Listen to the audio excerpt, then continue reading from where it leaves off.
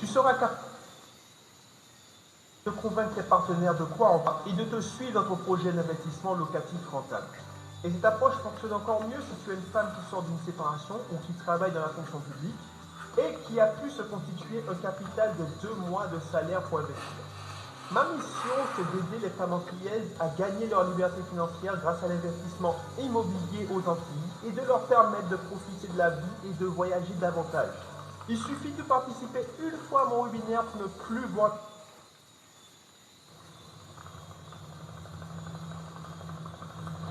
One, two, one, two, one, two. Still up. Selon moi, il joue un rôle. Et on attendait de lui que dans la vie, il soit identique au personnage qu'il incarnait dans sa musique. D'un point de vue extérieur, je crois que dans le rap, si l'on n'est pas en accord avec les thèmes que l'on aborde, on est invendu.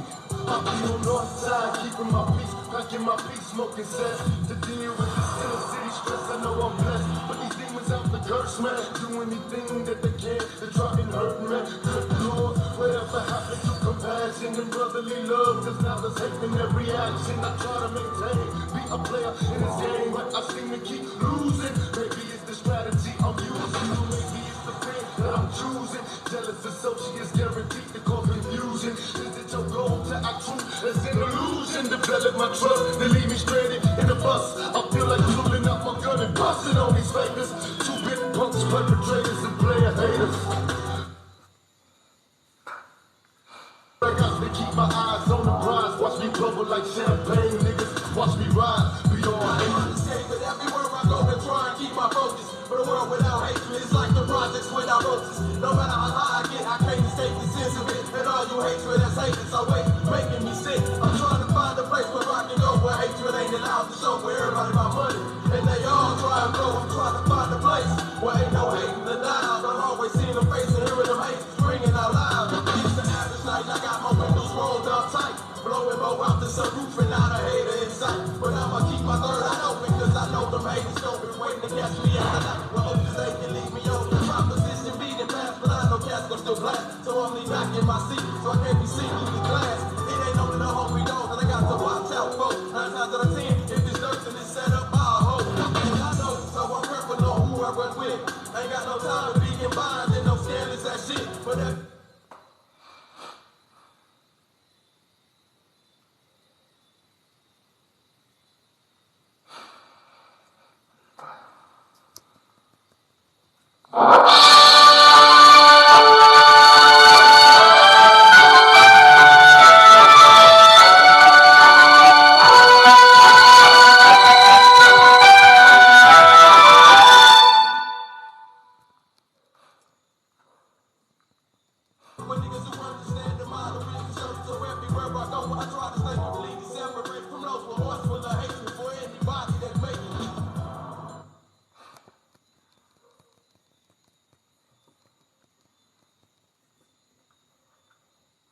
Voici comment faire plus de 3 000 € par mois en tant que distributeur indépendant. Il te suffit d'appliquer une méthodologie novatrice parce qu'aujourd'hui,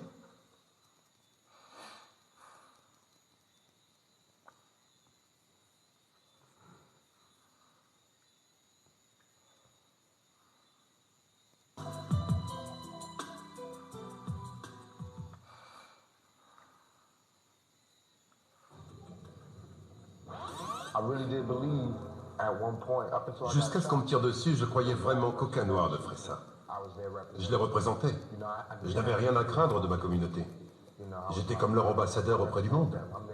Ils ne pouvaient pas me faire mal, me voler, me tromper.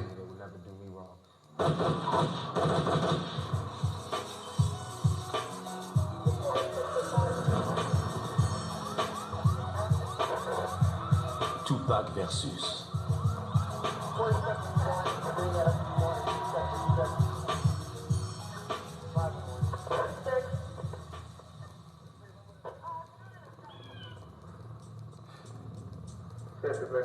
Soyons clairs, il ne s'agit pas de votre procès en cour d'appel. Il s'agit de Tupac, l'homme à l'époque et maintenant. Je ne dirais pas que je suis gangster dans l'âme. L'expression thug life me semble plus correcte. C'est pas une image, c'est un état d'esprit.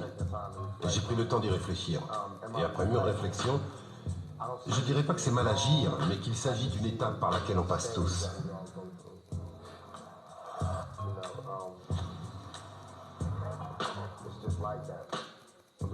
C'est comme ça. Les gosses de riches blancs ont l'académie militaire ou les écoles d'officiers de réserve qui leur permettent de canaliser leur énergie dans l'armée. Mais les jeunes noirs, portoricains ou latinos, n'ont que la rue pour dépenser leur énergie. La rue et rien d'autre. Au bout, Tupac Shakur a laissé une œuvre inachevée devenir imprévisible. Son mantra, Thug Life, contient à la fois son épitaphe et le sens profond de sa double nature. Mes proches me disaient, attention, danger. Moi, ok, pigé. C'était écrit à l'encre, une marque, une philosophie, deux mots s'annulant l'un l'autre. Symptôme d'un problème américain, fruit d'un lent processus, la maturité des jeunes noirs, en colère. Dur dehors, doux dedans, il m'a fallu 5 balles pour comprendre. Sa philosophie a évolué en parallèle avec lui-même, reflétant non seulement ses propres conflits, mais ceux de toute une génération dont il fut le porte-parole. J'ai survécu à la vie de bandit. Ceux qui faisaient comme moi allaient en prison. J'ai fini par y aller. Ils se faisaient tous tirer dessus, et ça m'est arrivé aussi. Et je me suis dit, c'est de ma faute. Pas dans le sens où je l'ai provoqué, mais dans le sens où j'aurais pu réfléchir. Une génération prise avec la colère, tout comme lui. La Thug Life, et Tupac une voix. Mais cette voix semblait souvent tenir deux discours contradictoires. Quand je dis Thug Life c'est mort, ça ne signifie pas que ça n'existe plus. Mais ça signifie que je suis passé au niveau supérieur. Pour être un player, pas un playboy, là je parle du jeu de la vie, il faut jouer et bien jouer. J'ai eu mon diplôme. Je joue dans la cour des grands. Je veux la même chose pour mes frères. Je pourrais les regarder de haut et leur dire « Vous êtes vraiment stupides. Je suis mieux que vous. » Mais je ne suis pas comme ça. Avant, je parlais de la Thug Life pour la faire connaître. Maintenant, il faut évoluer. Il avait dépassé cette image, mais elle lui collait à la peau, et elle lui fut fatale.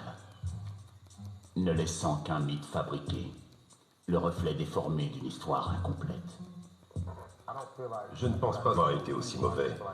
Pour moi, ma façon de vivre, mon état d'esprit, ont été une étape dans mon accomplissement.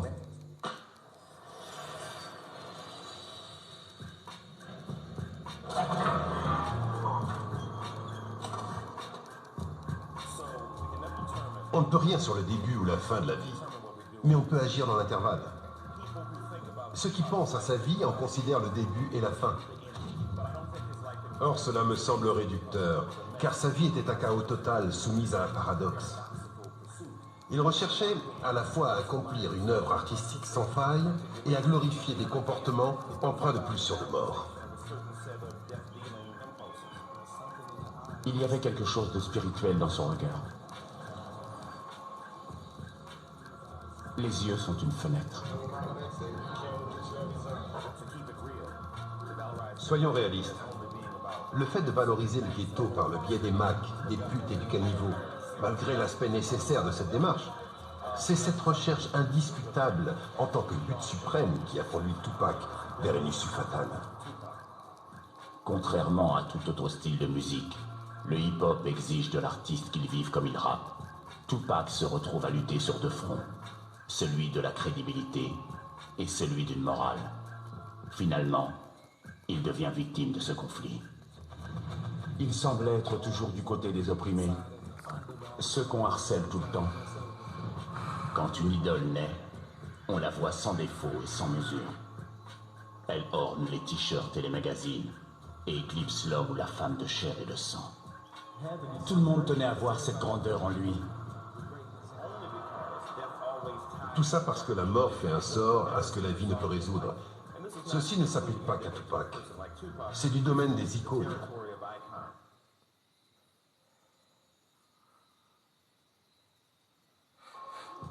L'icône qu'il est devenu est tout aussi troublante que l'homme.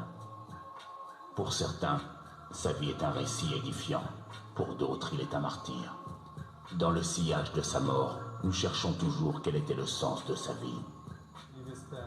Je crois que c'est cette liberté, la Thug Nation. Je vais prendre ce qui m'est dû. J'en ai marre d'être en prison, marre qu'on me donne des ordres. Cette nouvelle génération rebelle veut obtenir la liberté, la justice et l'égalité à tout prix. Ils foncent dans le tas. En voyant pas qu'ils se disent, ils faisaient ce qu'ils voulaient.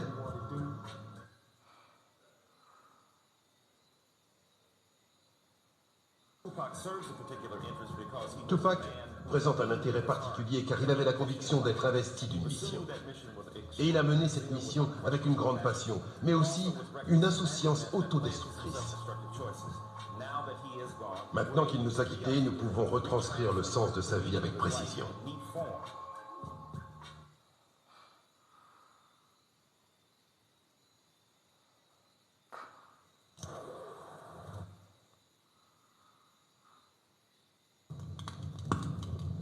Une fois adulte, on retient en moyenne moins de 10% de ce...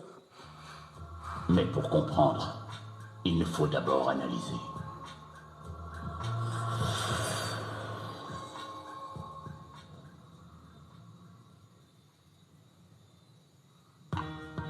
Esprit militaire.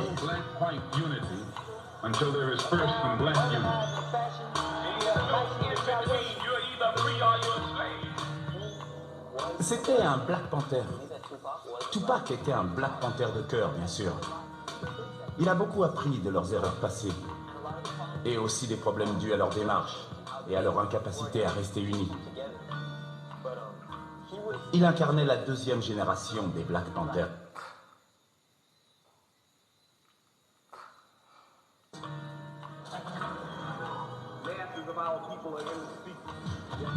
Les années 70 voient naître une ère nouvelle du nationalisme noir. Le souvenir des chiens policiers, des lances à incendie et des leaders abattus avaient forgé une toute autre mentalité. On se laissera pas emmerder comme dans les 60s. Pas question de se rendre. On va se défendre. Dans les années 70, on redéfinit la négritude et la façon de se la réapproprier dans son essence. D'où les coiffures afro, la mise en valeur du nez, des lèvres épaisses, des hanches. Le noir est beau. Même James Brown a eu une période afro. Le Black Panther Party est né des désillusions des années 60.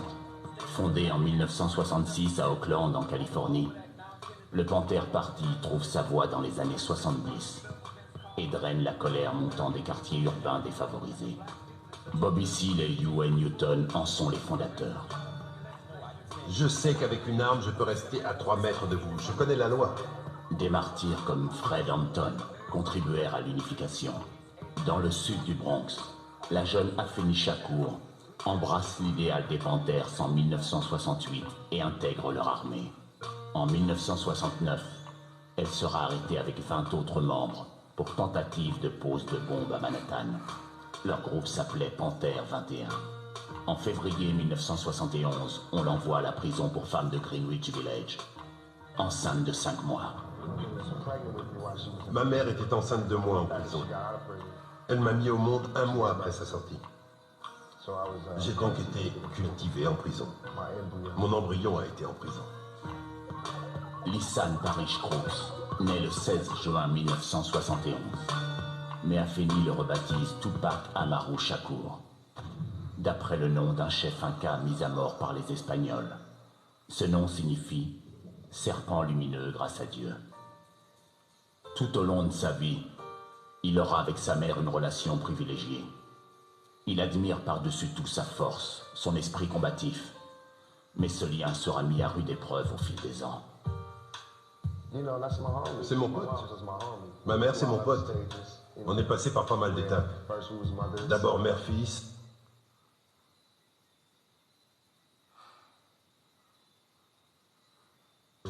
Puis sergent-instructeur, élève officier. Et après, dictateur pays. Ensuite,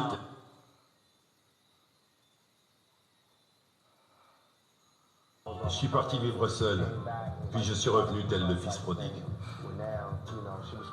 Elle respecte l'homme que je suis, et je respecte la mère pour tous ses sacrifices. C'est mon ami. Mais je suis comme tous les jeunes noirs ou les latinos, comme tous les mecs en fait. Mais en particulier quand on grandit dans le ghetto, on adore nos mères qui nous ont élevés seuls, car ça crée des liens plus forts. Tu sais, de petit, tu dis j'aimerais toujours ma maman, et ça dure depuis des années. Quant au père de Tupac, c'est un sujet plus délicat. Son père biologique serait Billy Garland, un Black Panther. Mais c'est un petit malfrat, Lex, que Tupac reconnaît comme son père, sur la double personnalité de l'homme que deviendra Tupac. La dualité présuppose l'existence de contradictions puissantes et profondes. Mais Tupac était à la fois voyou et révolutionnaire, deux composantes essentielles d'une vision sociale exprimée dans ses textes. Il a essayé très tôt de mettre en avant cette tradition révolutionnaire de l'émancipation. Tupac a été élevé dans l'idée d'être un soldat, un guerrier. Cet aspect radical a toujours été présent dans sa musique. Il exprime un vrai discours à travers cette poésie. Les gens aiment ça. On n'est pas seulement touché par la dimension artistique de son œuvre, qui est divertissante et magnifique. On reçoit aussi le message qu'il fait passer, ce que la vie lui a appris. Il délivre un message. Il parle de ses principes, des thèmes qu'il répète comme des leitmotifs. Puis, il s'est identifié aux hustlers, aux voyous qui doivent se débrouiller dans la rue. Pour moi, la thug life sera toujours une réalité. Cet esprit thug auquel Tupac adhérera est la reconnaissance de ses origines, mais il en sera aussi prisonnier. Un phénomène classique dans le hip-hop. Plus les choses empirent, plus on est adulé. Les médias ont choisi cet aspect négatif. Je crois qu'il en a souffert. Je n'ai pas créé la thug life, je l'ai diagnostiquée. Comme un médecin qui dirait « voici le virus du sida ». Ce n'est pas lui qui a fabriqué le sida, il l'a diagnostiqué. Il n'est pas responsable de tous les cas de sida, il apporte une information et cherche un remède. C'est ce que j'ai fait avec la thug life. Au-delà de l'esprit de bravade et de l'insolence, la mentalité thug est déterminée par une misère inéluctable. Le mépris de la pauvreté. Mépris qui a grandi en Tupac durant son enfance. Je crois qu'on ne peut pas gommer les énormes difficultés matérielles qu'a connues Tupac. L'engagement contestataire d'Afeni lui interdit quasiment de pouvoir garder un travail. Regarde ça. Ce que tu vois là, c'est un tunnel de vente. Et si tu as un business en ligne, tu en auras obligatoirement besoin très prochainement. En fait, c'est ni plus ni moins ce qui va remplacer complètement les sites internet. Et je peux te promettre qu'aujourd'hui, si tes clients viennent d'internet, si tu veux plus de profit, plus de marge, plus de prospects, tu dois mettre en place un tunnel de vente. C'est la seule chose qui m'a permis de dépasser largement le 1 million d'euros sur Internet avec mon business en ligne. Et de plus, ça fonctionne dans n'importe quel business parce qu'il n'existe pas qu'un seul tunnel de vente.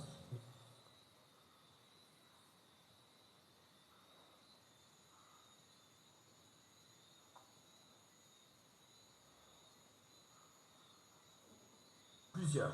Ici, c'est un tunnel de vente pour vendre des produits peu chers.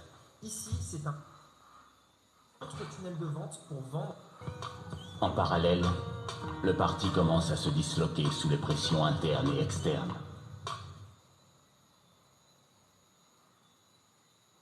La revendication d'égalité et d'unité cède la place au principe du chacun pour soi. Il croyait aux notions du au peuple et du partage des richesses. Mais Tupac a vu l'antagonisme entre les idéaux et la réalité. L'engagement de sa mère a eu pour conséquence qu'il lui était impossible de gagner sa vie. Le parti ne l'a pas été. Et Tupac a vu cette contradiction.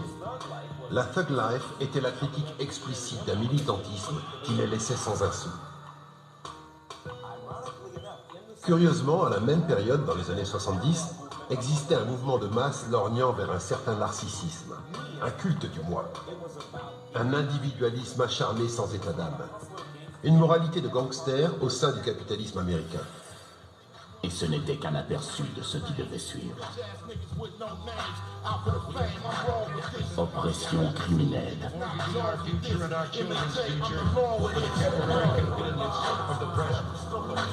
To continue this long trend is to guarantee tremendous social, cultural, political, and economic upheavals. Puis, les années 80 voient naître une économie du crack. Cela signifie l'émergence d'une criminalité liée au crack, avec son cortège de junkies qui s'organise dans ces enclaves de terreur nommées ghettos. Les Reaganomics, disait Jesse Jackson, ont pris aux pauvres pour donner aux riches. Ces principes impitoyables atteignent la communauté urbaine qui fait les frais de la récession des années 80. En 1986, Afeni et Tupac quittent New York et s'installent à Baltimore. C'est ici qu'il verra dans l'art une possible échappatoire. Il est allé à l'école du spectacle. Il se plonge dans le théâtre et se met à lire avec avidité. Mais il doit de nouveau se transplanter. Cette fois-ci, à Marine City, en Californie. Sa famille, comme tant d'autres, est brisée par le régime républicain. Afeni la militante devient Afeni la dépendante. À Marine City, il y a une seule route qui traverse la ville. On passe le commissariat, la caserne de pompiers, et on tombe sur le liquor store. Il n'y a pas d'épicerie à Marine City, seulement ce grand liquor store. Et en surplomb, tu vois ces collines sinistres, avec les plus belles maisons de la ville qui te rappellent tout ce que tu n'as pas. Il se lance dans la musique. Apparemment, ses premiers morceaux sont assez ordinaires, axés sur les biens matériels. Mais ils ont un contenu politique, ce qui n'a rien de banal. Cela saute aux oreilles. J'y suis tout de suite. Je me trouvais en présence de quelqu'un d'excessivement brillant et magnifique. Il avait sa place parmi les plus grands auteurs. Je l'ai tout de suite su. Il n'a qu'à regarder alentour pour trouver l'inspiration. Le délabrement qu'il avait fui à Baltimore s'affiche à Marine City. Le crack s'est niché dans toutes les communautés noires des USA. Que l'on croit ou pas au dossier du sang José Mercury, le fait est que le ghetto en a été infesté. Le gouvernement a fait la sourde oreille devant l'infection massive des territoires urbains par le crack qui semait la discorde dans les familles. Comme a dit Joseph Marshall, le crack a réussi là où 300 ans d'esclavage ont échoué. Il a sapé l'intégrité de la famille dans la communauté noire en créant un produit de base pour lequel les Noirs se sont mis à s'entretuer. Tupac en a vu les conséquences avec sa mère, victime de l'antinomie entre les promesses d'une révolution noire et la résignation à la pire forme que puisse prendre une dynamique anti-révolutionnaire, la dépendance. Le spectacle de cette déchéance forge en lui une force analogue à celle qu'Afeni avait voulu lui insuffler dans les années 70. Il a une volonté farouche de s'élever, une soif d'apprendre et de se dépasser. Pour connaître Tupac, il faut savoir qu'il a lu énormément. Il a dévoré assez de livres pour remplir une bibliothèque. Et ce n'était pas à l'école. Il a arrêté ses études. Il a préféré quitter le lycée pour poursuivre sa carrière. Il avait toujours un livre. Les gens ne savent pas ça. Plus il lit, et plus il a la conviction d'appartenir à une race jetable dont l'extinction a été délibérément orchestrée.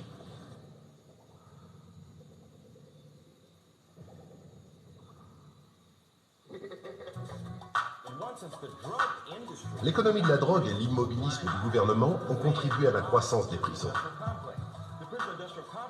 À savoir qu'on enferme une plus grande proportion de gens de couleur que de blancs, pourtant majoritaires, pour de simples délits. Ça se voit avec la loi des 3 délits. Et au nombre de prisons qu'on construit. On vend de l'espace carcéral.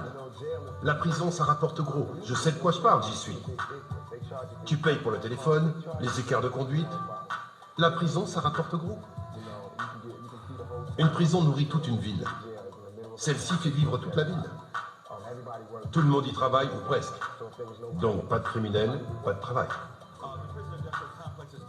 Le système pénitentiaire s'est énormément développé.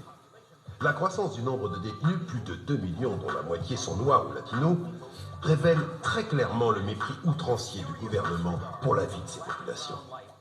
Celui-ci ne veut intégrer ni blancs ni noirs susceptibles d'avoir un pouvoir de contrôle. L'appareil d'État opprime les populations noires et latinos. Vu sous cet angle, on se rend compte que la balance ne penche pas de notre côté. Il faut penser autrement. Il faut observer le jeu, épier les règles de la vie. Il faut bien les observer. Et alors, on voit certains signes qui montrent que les armes ne sont plus tournées vers l'Europe, la Russie, l'Iran, l'Irak, mais vers nous. On sait tous faire voir. Un noir sur 5 est en prison ou libéré sur parole. Le gouvernement prend les jeunes noirs et latinos pour cible privilégiée. De toutes ces forces armées, ces condamnations, ces armes les plus sophistiquées, l'ennemi c'est nous. Si on ne fait rien pour enrayer ça, on va droit dans le mur. Donc si on peut quitter la partie tant qu'il est temps, c'est bon. Mais si on s'y est déjà trop engagé, alors il faut essayer de dédommager la communauté.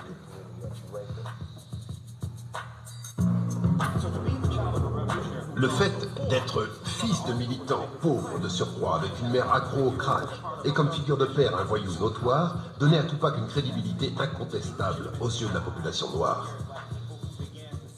Et vers la fin de sa vie, on l'a perçu comme le point d'initiation d'un paratonnerre pour X raisons contradictoires. Il représente non seulement les années 70 et 80 avec le crack, mais aussi la mutation du nationalisme noir, plus axé sur l'enrichissement et l'utilisation du capitalisme noir en tant qu'arme de subversion, par opposition aux destructions par le feu et la pose de bombes, afin d'empêcher les actions du gouvernement.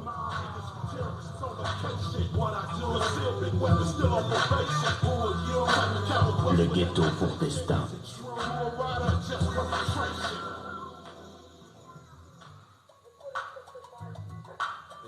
Le ghetto est devenu la source originelle, la métaphore essentielle qui l'a saisi à la gorge. Personne n'a envie de rester dans le ghetto. On veut se sortir du ghetto ou le nettoyer, vivre dans un endroit agréable. On parle beaucoup des drames du ghetto et des souffrances. Il en sera plus que l'interprète, transformant le ghetto en une scène que ses contes musicaux entremêlent avec sa réalité et se forgeant des visions de sa propre mort. Il l'a dit. Si je meurs ce soir, je sais pas si j'ai parlé des mecs masqués qui me tiraient dessus, mais je l'ai dit. C'est vraiment pas évident. Je parle du fait d'être en prison, de ne pas être libéré sous caution. J'en ai parlé et c'est arrivé. On vit des tas de choses dans le ghetto. Et il faut y faire son chemin en vivant tout ça. Il faut être un soldat, se montrer agressif pour combattre ses ennemis. Il existe une culture de la mort dans le ghetto qui fait énormément de dégâts. Une attirance, une dépendance, une fascination pour la limite entre la vie et la mort et pour circonscrire l'infini par des actes définitifs comme l'homicide, le suicide.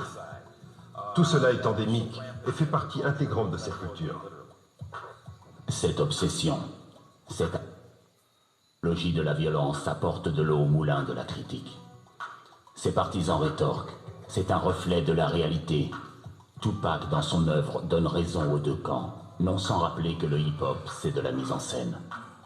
Voici comment faire plus de 3 000 € par mois en tant que distributeur indépendant. Il te suffit d'appliquer. Je la joue racaille parce qu'ils adorent ça. Il le dit, tout est là. Il dit, j'ai plus d'un rôle à mon actif. Comprenez bien qui je suis. Il le dit, pas de but en blanc, mais à travers son œuvre. Je compatis au chagrin des mères. Je sais qu'il y aura toujours du deal, de la violence, mais on doit contrôler ça pour avoir un secteur où l'on puisse vivre en paix. Sans quoi, on sera tous exterminés. C'est bien de dire que ça existe, mais on ne peut pas le répéter indéfiniment. C'est un moyen de sortir du quartier. Mais pour aller où? On en sort, mais on ne veut pas de nous ailleurs. Venant contrebalancer l'agressivité, une certaine mélancolie émerge dans les années 90. Elle met l'accent sur la souffrance qu'engendre la violence. Tupac dérivera d'un style vers l'autre, sous les tollés hypocrites des critiques qui ne voyaient en lui qu'un homme obsédé par sa propre mort. Il rendait un hommage terrible à cette culture de la mort par sa poésie mélancolique. Il en parlait constamment, s'y référait sans cesse. On a cru que Tupac aimait la mort. Il disserte sur le sujet à n'en plus finir, l'enrobant de métaphores sur des mafiosi légendaires ou des dictateurs déments. La séduction opère, les ventes décollent. En vérité, s'il n'avait pas vendu de disques, personne ne l'aurait écouté. S'il y en a un qui peut condamner la violence, c'est celui qui a reçu 5 balles. J'en ai reçu 2 dans la tête, etc. Croyez-moi, la violence, c'est pas cool du tout. Il n'y a pas de mec armé qui kiffe de flinguer des gens. C'est seulement que parfois il n'y a pas d'alternative. Dans certains cas, on peut en trouver une. Tant qu'on ne l'aura pas trouvée, on ne pourra pas dire « changer de vie ». Dans les années 90, Tupac est l'incarnation du jeune noir. Ce statut lui permet de décrire la vie dans le ghetto. Paradoxe, la mauvaise presse l'accrédite auprès de ses fans et lui offre ce statut. Son esprit West Coast alimente la culture des gangs. Ma bande, mon territoire, mon quartier, mon terrain, qui devient un lieu de déchirement et offre une lecture pessimiste de la phrase d'Emerson, « Le terrain, c'est le destin ». Donc le ghetto, par le biais des Crips et des Bloods, développe l'idée que le ghetto, c'est le destin. La guerre des gangs, c'est quoi? Voilà la vérité. Quelqu'un tire sur un membre de ta famille, alors évidemment, qui va te venger, tu vois? Les États-Unis font pareil. C'est comme une grande famille. Si par exemple, quelqu'un fait sauter une école, il y a des morts, les USA disent « ça craint, on va aller descendre ces tueurs ». Les gangs fonctionnent pareil. Les USA sont le plus grand gang du monde. Quand il y a eu un désaccord avec Cuba, on les a isolés. Pareil dans la rue, on bloque. Le hip-hop est un peu la bande-son de la guerre des gangs. Inversement, certains artistes s'inspirent des gangs. Mais là où tout le monde voit le mal absolu, Tupac perçoit une pagaille positive. Une notion héritée du militantisme des Black Panthers. L'instinct de conservation. Les gangs peuvent être positifs. Il leur suffit d'être organisés, d'arrêter de s'autodétruire et de devenir constructifs. Ce sont des gangs qui ont construit ce pays. Et c'est toujours des gangs qu'ils dirigent. Les républicains, les démocrates, la police, le FBI, la CIA, tous des gangs. Les gardiens de prison. Un gardien m'a dit, on est le gang numéro 1 de New York. Carrément, tu vois. Donc, ce sont des gangs qui ont fait ce pays. Ce qu'il faut, c'est arrêter de s'autodétruire, s'organiser. Il faut que ceux qui dealent financent le centre social. S'ils n'écoutent pas, on se retourne contre eux. Puisqu'on assure dans les gangs, qu'on soit arnaqueur, braqueur, voyou, on doit pouvoir empêcher les viols, la violence, les fusillades dans nos quartiers si on le veut. Sauf si on cherche à nous infiltrer pour nous détruire. L'argent qu'on se fait dans la rue devrait revenir à la communauté. Des fêtes de quartier, des tournois, des équipes de basket, de football. On doit se prendre en charge. Ça, ce serait positif. Quand on enverra les mômes à l'école, quand nos jeunes iront à la fac, là, ils seront constructifs. Je crois vraiment qu'il y a une part de responsabilité à imputer aux dealers, aux gangs, etc. Mais ils n'ont pas eu accès à nous. On paie des impôts. À Los Angeles, après les émeutes, lorsqu'on a conclu une trêve, il ne s'est rien passé. On a eu du travail? Non. Des aides sociales? Non. Mais à la moindre catastrophe naturelle, les USA envoient des millions de dollars aux victimes. Ils n'en ont rien à cirer des affrontements entre les gangs. Chaque fois que la Bosnie ou n'importe quel pays est attaqué, on envoie des tonnes de vivres. En Somalie, par exemple, tout le monde reçoit des vivres, sauf nous. On ne veut pas stopper la guerre des gangs. Je ne peux pas empêcher de se battre des gens qui ont faim. Quand on les nourrira, là je pourrai leur parler. Stop! Ne laissez pas passer cette opportunité incroyable qui va être utilisée par des milliers de personnes pour complètement transformer leur vie pendant l'année 2023. Le business... with jack money, police wanna take my scraps from me, all the catching is Hors la loi. dummies. Niggas wishing I was getting caught, but not now. Interference, then you getting shot, but blah blah. Petit, quand on me parlait de la prison, j'avais qu'une envie, c'était d'y aller. Tu te fais ton délire. Tous les soldats te racontent. Maintenant, je sais que c'est pas cool. Et tous ceux qui en sortent disent la même chose. C'est vraiment pas cool. On te dit quand tu te lèves, quand tu prends ta douche, on te parle mal et tu dois te tenir à carreau. Tu peux mourir ici. Pas plus tard qu'hier, un mec a été tué. Il n'était même pas tombé pour meurtre, c'était un dealer. Il est plus là, il est mort en prison. Avant d'être le héros d'une tragédie, Tupac était célèbre. Et avant d'être célèbre, il avait eu des ennuis. Ces ennuis l'ont rendu célèbre. Après avoir été accusé d'abus sexuels en 1994 et survécu à une fusillade, il va en prison, où il se replie sur lui-même et vit au jour le jour. Les 8 premiers mois, je les ai passés dans l'isolement, enfermé 23 heures sur 24. J'ai lu, j'ai écrit. J'ai lu de très bons livres, ceux de Maya Angelou, L'art de la guerre de Sun Tzu. J'ai écouté toutes sortes de musiques qui m'ont procuré une certaine paix. Dion Ferris en particulier. Les jours s'égrènent lentement. Il fait machine arrière, se remémore le passé et exerce son talent dans un nouveau domaine. J'ai écrit un scénario, Live to Tell. Je rajoutais toujours des trucs dans Poetic Justice, des répliques que je trouvais. J'ai écrit des scènes entières dans Above the Rim. Dans Juice, il y a beaucoup de moi. C'est la première fois que j'écris vraiment un scénario. Il a choisi depuis longtemps ses armes, les médias. Toute futilité mise à part, il sait que le cinéma touche un large public. Il voit aussi que le talent s'exerce derrière les caméras. Il a déjà les armes de l'acteur et du rappeur. Mais son ambition va au-delà. Bien sûr. Attendez-vous à me voir écrire, faire l'acteur. J'ai envie de réaliser, de faire mes disques, produire mes groupes. J'en ai déjà quelques-uns. Je viens de signer chez Death Row.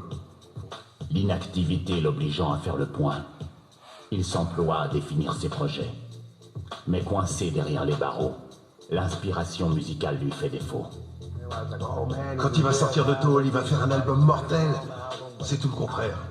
La prison te met le moral à zéro. Le moral à zéro, tu ne peux pas être créatif. C'est pas possible. J'en vois ici qui arrivent. Il y a des artistes, des poètes dans cette prison. Mais moi, j'arrive pas à écrire. Ce n'est que récemment que j'ai pu écrire ce scénario. Comme il s'agit d'expériences de mon passé, je n'ai pas vraiment recours à l'inspiration. Mais pour la musique et les rimes, je n'y arrivais pas. Là, je viens de finir quelques morceaux. C'est pas mal, mais c'est pas un endroit qui m'inspire vraiment. Il est motivé par ce qui, d'après lui, l'a conduit ici. Non seulement ceux dont on l'accuse, mais aussi les rappeurs new-yorkais qu'il pense responsables de l'agression de 94. La guerre côte Est, côte Ouest, qui marquera la suite de sa carrière, prend forme. Je me suis demandé ce que je pouvais faire pour leur faire regretter ce qu'ils m'ont fait. Comment ressortir 100 fois plus fort et meilleur.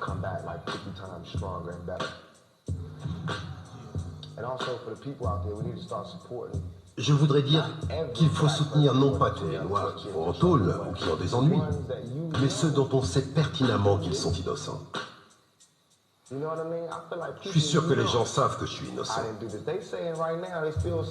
Il y en a qui disent « Tupac Shakur l'a violé ». J'ai pas été condamné pour viol. Que ce soit bien clair. Mon chef d'accusation, c'était abus sexuel, attouchement des fesses. Je suis innocent, mais c'est ça le motif. Tu comprends? En 1995, Suge Knight verse une caution de 1,4 million de dollars pour faire libérer Tupac, qui sera le plus beau joyau à la couronne de Death Row. Son incarcération restera un titre de gloire, mais aussi un souvenir où le mythe de la prison a succombé à la dure réalité. N'allez pas en prison. Faites tout votre possible pour contourner le système ou pour en profiter. Mais en prison, on n'est pas bien. Il y a des mômes de 17 ans enfermés ici avec des gars de 40, 50 ans. Je suis entouré de mecs de mon âge ou plus jeunes qui ont pris 60 ans ou perpète. Ils ont fait une bêtise quand ils étaient mômes et ils sont là pour la vie. Je délivre un message. Je vous dis ce qui se passe. Quand je vais dans un club, je dis si ça assure ou si c'est nul. Là, je suis en prison. Et croyez-moi, c'est pas cool. C'est crade, c'est malsain. On est comme des animaux, tu vois. C'est vraiment pas cool. Personne n'a envie d'être là, ni homme, ni femme.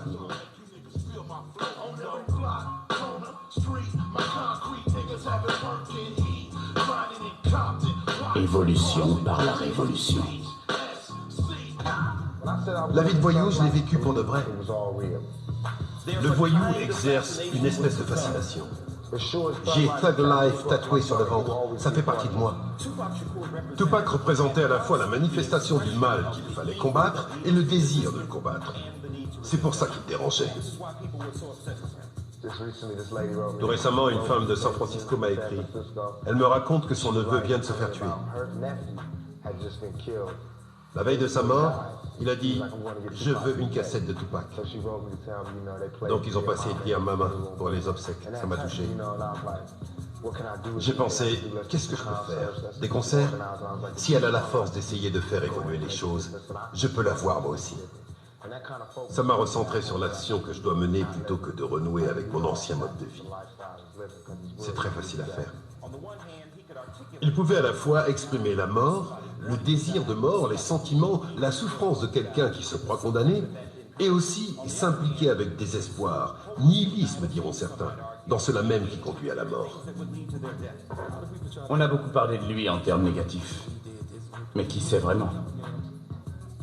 Ses forces antagonistes, héritées de son père et de sa mère, soumettent Tupac à des contradictions permanentes avec lui-même et avec le reste du monde. Ces deux énergies forment un mélange destructeur. Tupac abritait en lui à la fois une éventuelle solution et l'obstacle à cette solution. Quand on fait de l'introspection, qu'on étudie les sentiments qui nous animent, on commence à s'analyser, à se demander ce qu'on apporte à l'humanité, si on fait partie du problème ou de la solution, et on choisit. Il a tendance à avoir des problèmes, mais il cherche toujours la solution. Comment réunir ces deux mondes? Celui du thug et celui du soldat. Il arrive à la conclusion qu'ils n'en forment qu'un. Si on veut mener une vie de voyou, de gangster, très bien. Mais cessons d'être lâches. Faisons la révolution. Mais ils veulent pas de ça. Les mecs veulent simplement jouer des personnages de dessins animés. S'ils voulaient vraiment être des purs et durs, ok, fondons notre pays, faisons la révolution, agissons. Tout ce qu'ils veulent, c'est faire les Macs, en sachant très bien qu'on court à la catastrophe. Je l'ai vu. Si j'étais idiot, ce serait pas ma faute. Mais je suis assez intelligent pour m'exprimer autrement. Ça ne change rien à ce que je ressens, mais je dois me montrer plus intelligent.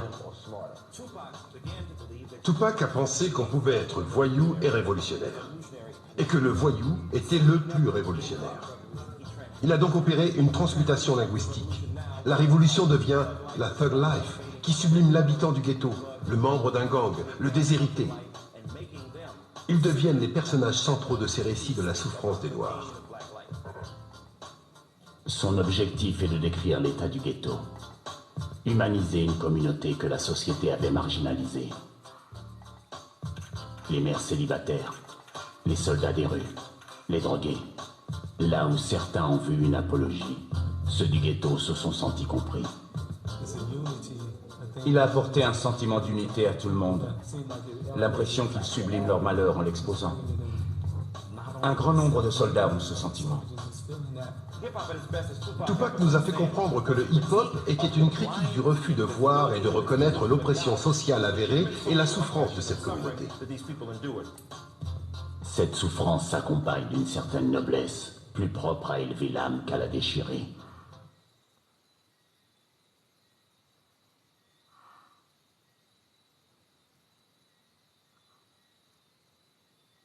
Si tu en as marre de ne pas atteindre de nouvelles qualifications en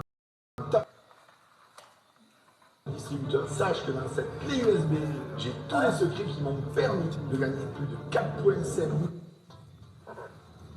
Plus on s'éloigne du 7 septembre 1996, et plus la trame brute de ces ans.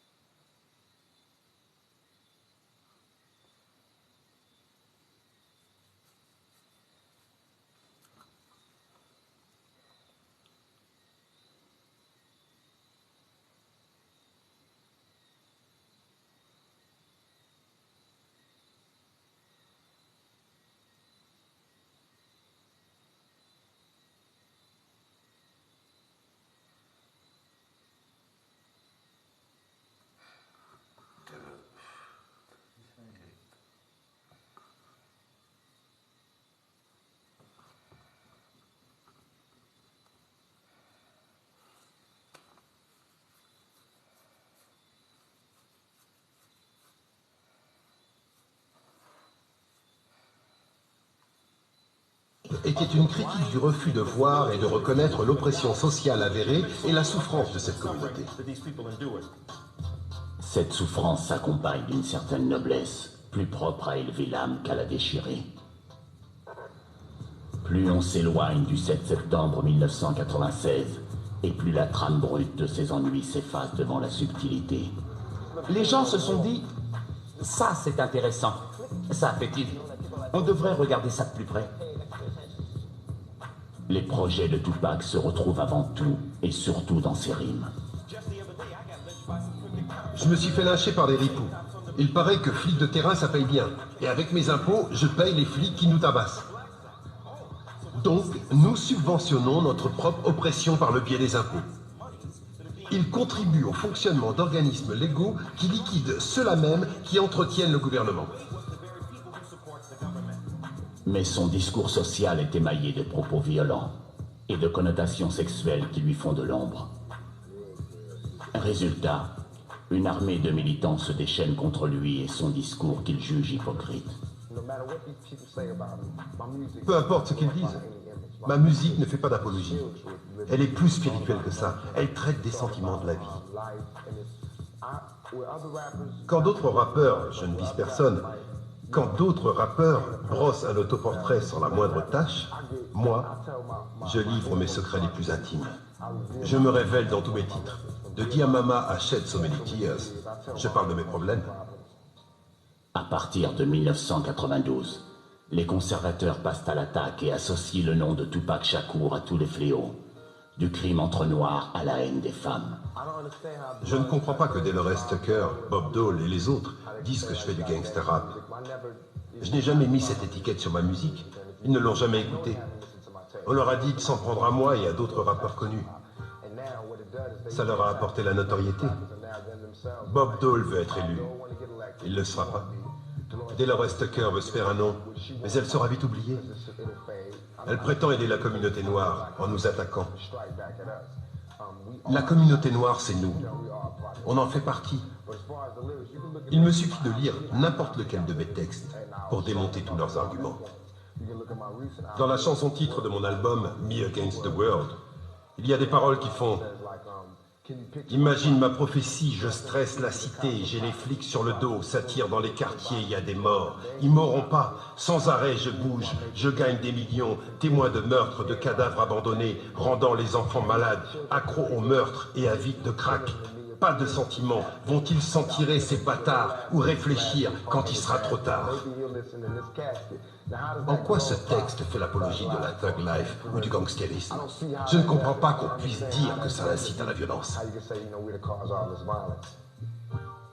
Dénigré jusque dans des audiences au sein du Congrès, Tupac reste la caricature dont il voulait se débarrasser. Les médias ne retiennent qu'une seule version. Il est à jamais un voyou. Mais ils ne savent pas.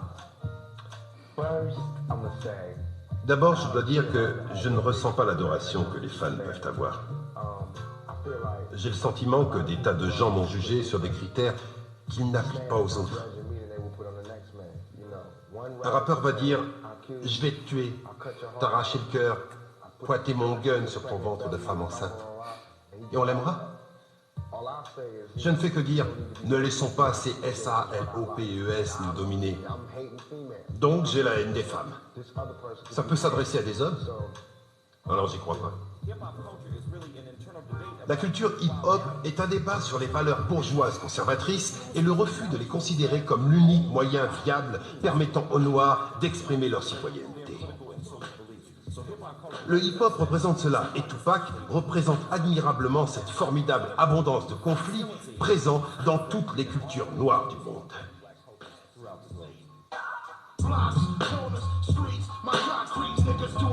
Récit de guerre.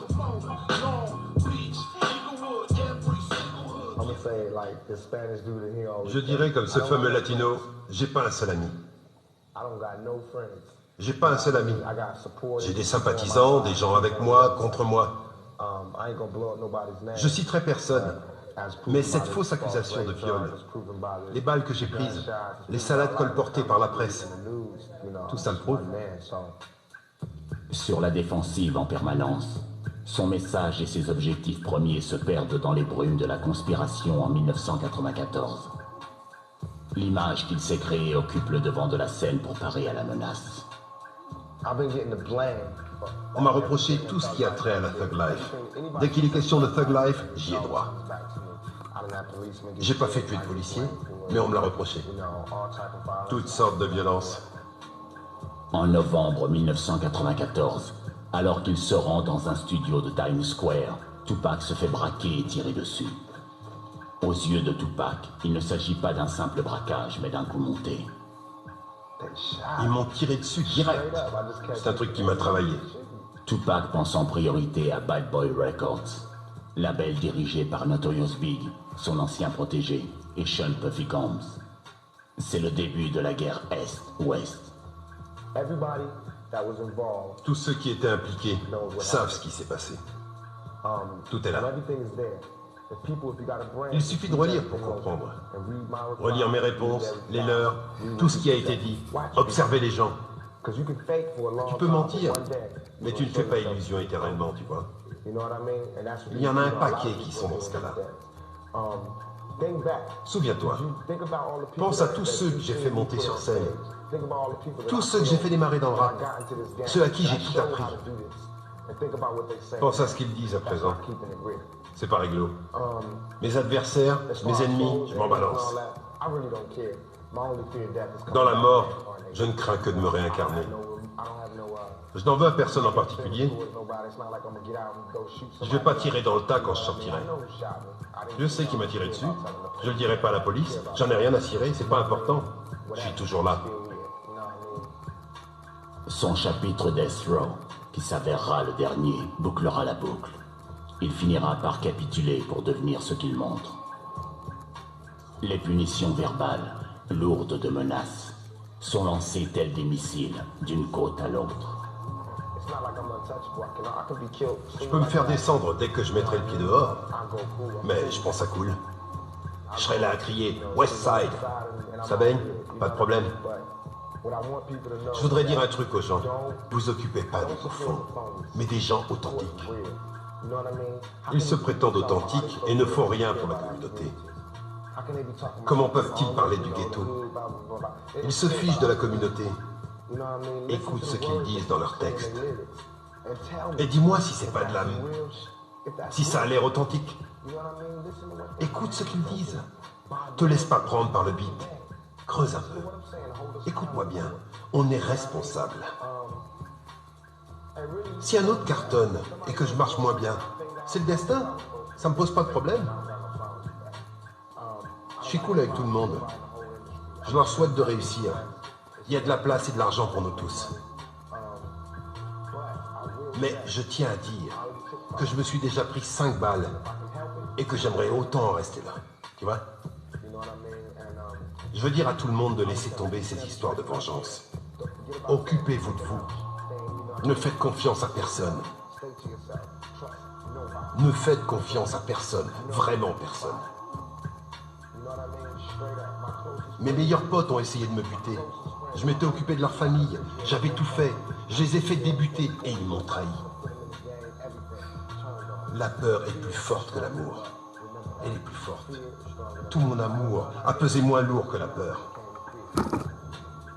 Mais je suis un soldat, un survivant. Je reviendrai toujours. Il n'y a que la mort qui puisse me tuer. Seule la mort m'arrêtera. Mais ma musique sera là à jamais.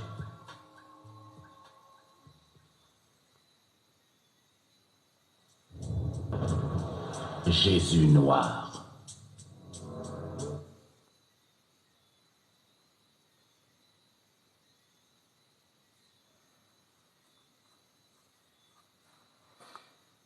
Ça, c'est le nombre d'informations que tu dois traiter en 1 mois. Et ça, c'est tout ce dont tu te souviens au bout de 30 jours. Chacun a un côté spirituel, que ce soit un esprit positif ou négatif. On peut être habité par l'un ou par l'autre. Il était habité par un esprit malin qu'il essayait d'expulser, et par un esprit positif qu'il exprimait largement.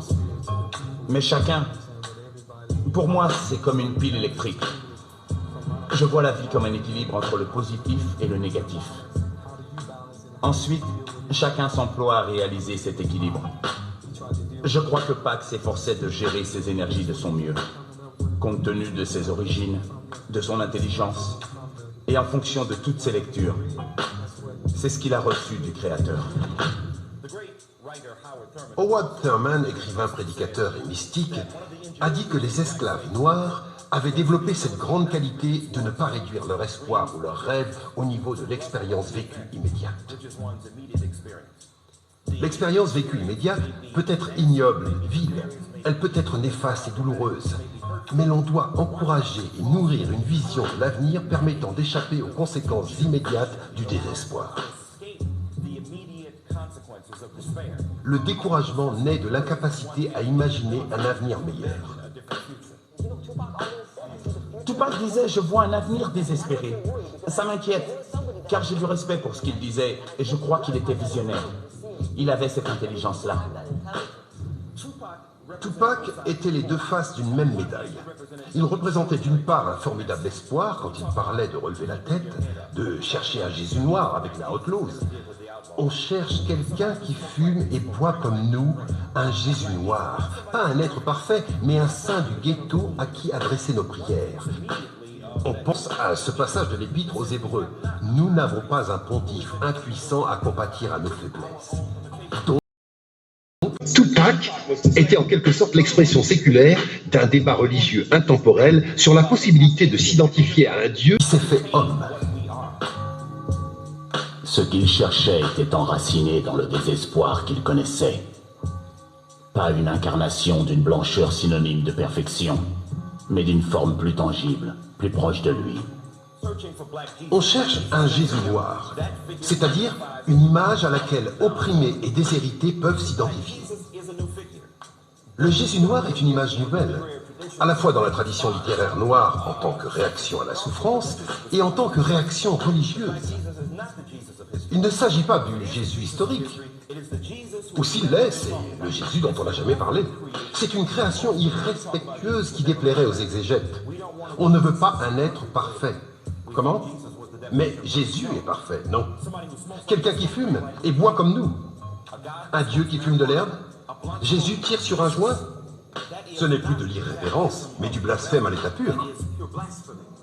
Au sein de ce blasphème se profile autre chose. Une tentative essentielle de rendre Dieu accessible. Cela déclenche les foudres des fanatiques. Mais il s'agit avant tout de christianisme, un lien humain entre Dieu et l'humanité. Tupac Shakur se livre à la désacralisation d'un mot essentiellement sacré. Ce blasphème aurait donné lieu à un autodafé sous l'Inquisition. On aurait pendu Tupac. On l'a pendu, au sens figuré. Je crois qu'on m'a attaqué plus que je ne le méritais. Mais c'est pas un problème pour moi, car je serai toujours un combattant, un soldat. Rien ne m'arrêtera sauf la mort. Donc, tout ce que je pourrais dire aux autres, ce n'est pas « j'ai la réponse, je vais vous l'enseigner ». Je n'ai pas les réponses. Je parle de problèmes qui me touchent et qui touchent la communauté. J'essaie d'adopter le point de vue d'un observateur. Parfois, je suis observateur, parfois acteur. Et d'autres fois, ce sont des fables avec une morale ou bien un thème sous-jacent. Il avait une vision profonde. Il savait interpréter ses rêves et imaginer sa vie.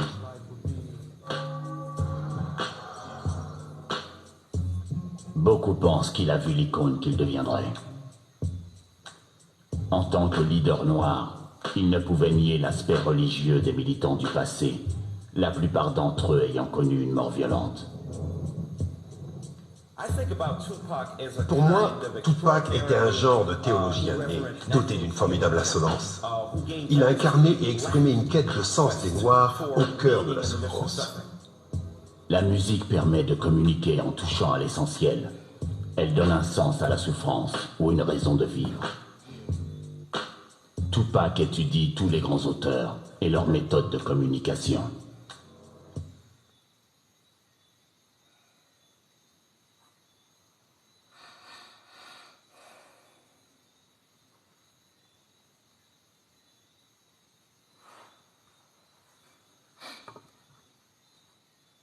Bonjour et bienvenue dans cette nouvelle présentation.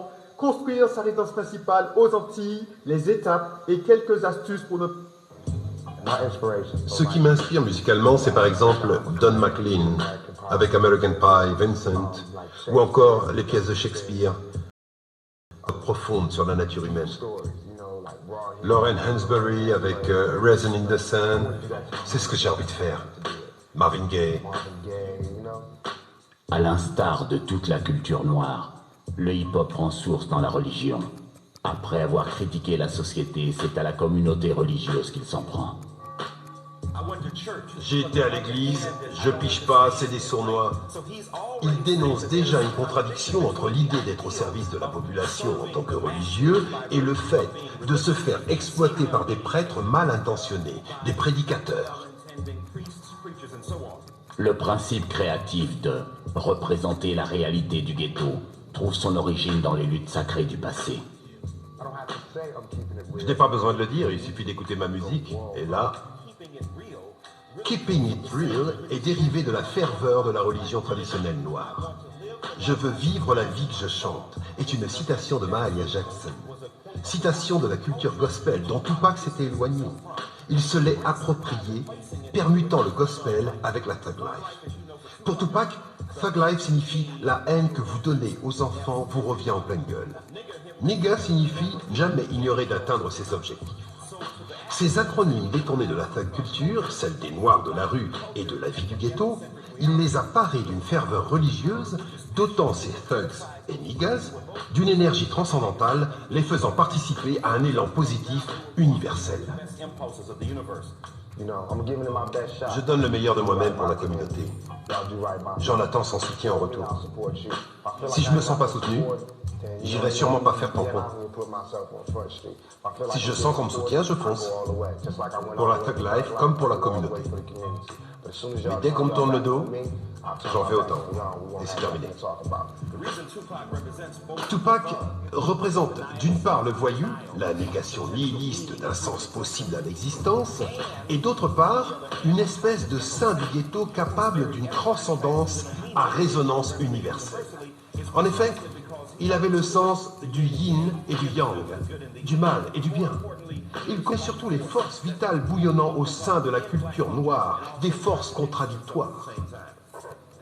Pour Tupac, l'image du thug a toujours été une métaphore, une représentation, un symbole. Tupac agit toujours comme un formidable paratonnerre pour la conscience révolutionnaire et pour la thug life, qui inscrit cette révolution dans les conditions de vie des plus défavorisés.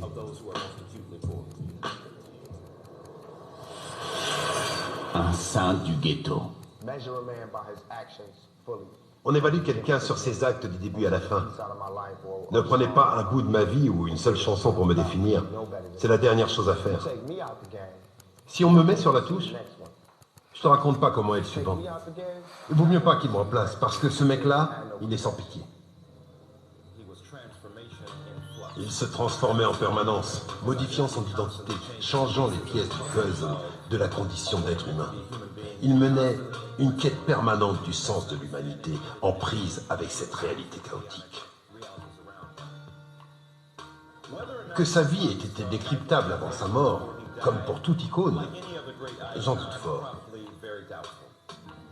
À présent, pour la décrypter, il suffit de voir l'impact qu'il a eu et qu'il a toujours dans le monde entier. À Amsterdam, les gens font la queue pour acheter son album. Regardez sur Internet, il y a tout. Consultez tous ces sites, vous verrez combien on parle de lui. Vous verrez le nombre de visites sur les sites consacrés à Tupac sur un plan international. S'il peut être consommé à un niveau mondial, ce n'est pas dû au capitalisme tentaculaire des USA. On s'est intéressé à Tupac partout dans le monde, justement parce qu'il était à la recherche d'une voie royale pour exprimer l'humanité au cœur de l'adversité. Et ça continue, rien n'a changé. Il attire d'essence à la vertu. Dans l'un comme dans l'autre, il montre la même honnêteté, jusque dans l'échec. Cette recherche d'authenticité, son esprit, ont été perçus dans le monde entier. Les gens ont ressenti son amour, l'émotion dans ses rimes. Ils s'y sont identifiés. C'est comme pour Martin Luther King. King avait dit « Même si je ne suis plus là, on y arrivera ». Pac disait « On y arrivera coûte que coûte. Même si je ne suis plus là, que je suis dans un cercueil, on y arrivera coûte que coûte. » Pour moi, c'est un leader mondial. Et maintenant qu'il n'est plus là, les gens vont finir par se rendre compte qu'il a effectivement un rôle de leader. Et ils verront que ses textes, l'œuvre qu'il a laissée, accompliront sa tâche. L'amour-propre fait souvent barrage. Tous les grands leaders ont vu leur œuvre reconnue après leur mort. Mais avec 60 millions de disques vendus, on a une idée de la portée de sa voix. Bien qu'il soit mort jeune, son œuvre, ses pensées, ses idées sont toujours là.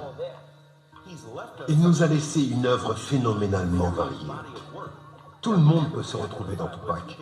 C'est là son génie et le danger. Tout être humain peut s'identifier à lui et se projeter dans son œuvre.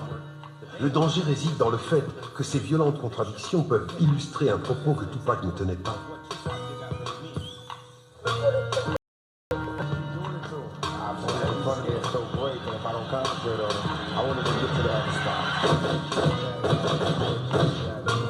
Sa personnalité a toujours été complexe, et avec le temps, elle l'est encore plus. Tupac Shakur offre à tout le moins un modèle d'humanité. La valeur de son héritage fera débat de longues années. Ce débat est son héritage. Si tu as la marre de ne pas atteindre de nouvelles qualifications en tant que distributeur, sache que dans cette clé USB, j'ai tous les secrets qui m'ont permis de gagner plus de 4,5 millions d'euros en moins de 5 ans. J'ai aidé plus d'un quart de million de personnes à atteindre de nouveaux objectifs, à atteindre de nouvelles qualifications. Alors si tu veux en savoir plus, clique sur le... juste en dessous et inscris-toi gratuitement à un webinaire de formation qui va te permettre de faire la différence et de performer dans ta compagnie.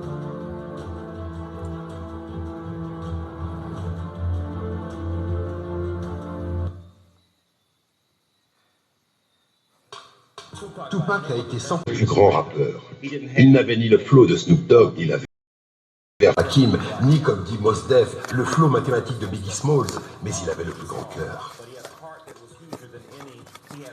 Une image transcendantale intimement liée à l'esprit universel qu'il pouvait canaliser ou capter, tout en permettant aux autres d'y participer à travers son œuvre, ses croyances, sa poésie. C'est pourquoi je pense qu'on l'a bien mieux décrypté mort que de son vivant. C'est une icône, voilà tout.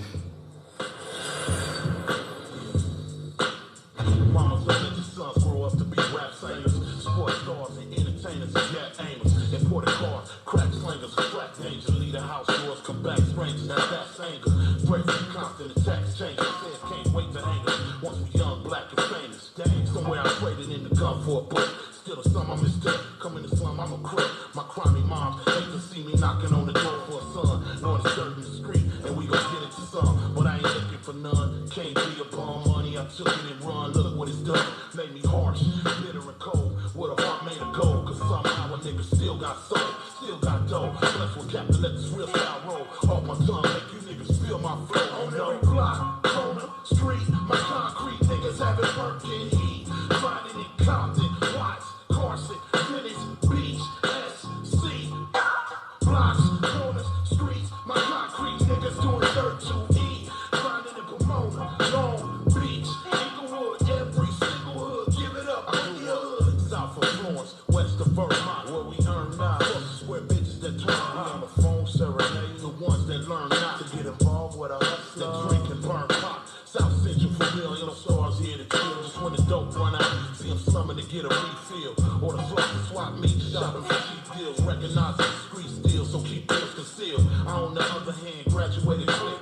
The big payoff got me infatuated with lifestyles and excess, lifestyles and latex, female exec with paychecks for success.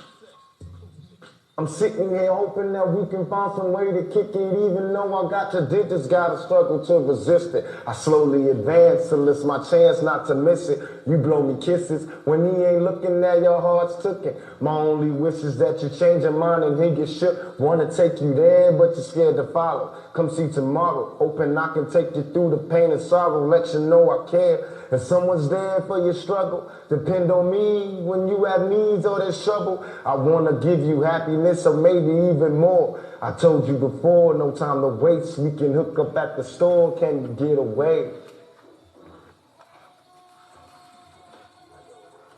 I can't.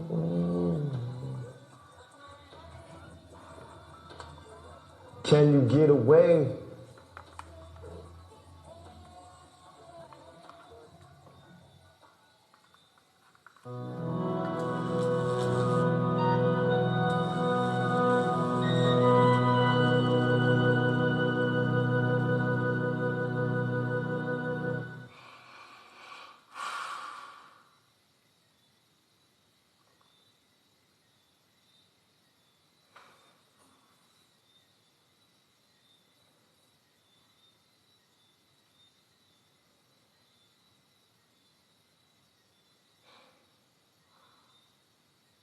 Lingua.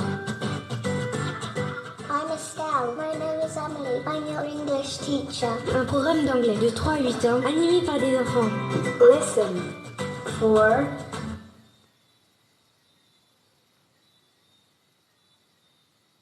5, 6, 7, 8, 9, 10.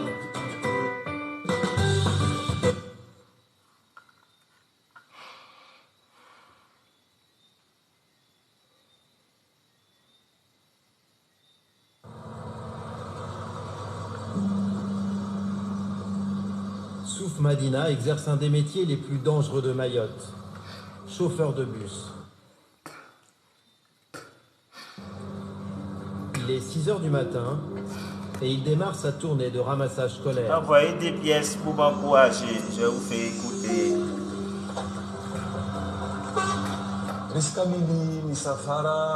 Nous voilà partis pour le ramassage des élèves. Sur la route, les ennuis commencent à vaïber. Dès le premier arrêt dans le village de Vaïbé, Envoyez-moi des pièces le pour me négatif soutenir. en Envoyez-moi t-shirt des orange pièces de diamants tente pour me d'apaiser les soutenir. élèves. Toi, tu veux jouer les caïds? J'en ai vu des durs. Je suis pas un dur, je suis un doux. La moitié de la population de l'archipel de Mayotte a moins de 18 ans. Les élèves doivent se lever très tôt.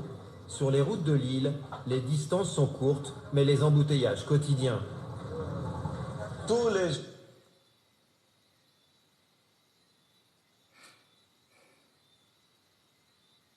C'est comme ça. Policier de Djoumouni là. Chaque matin, 2000 jeunes se croisent ici, dans la rue principale du village de Djoumounié.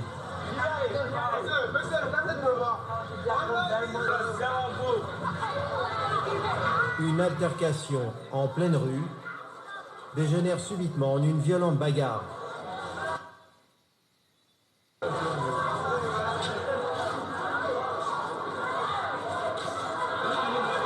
Et pourquoi ils se bagarrent? Si à Mayotte, c'est souvent comme ça.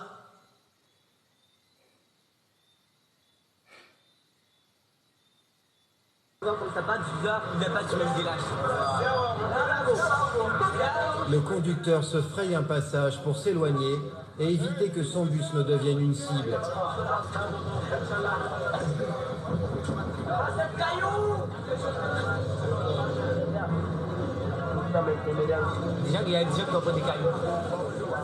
C'est pendant les bagarres que les jeunes en profitent pour casser le bus. Contraint de sauter un arrêt pour ne pas prendre de risques,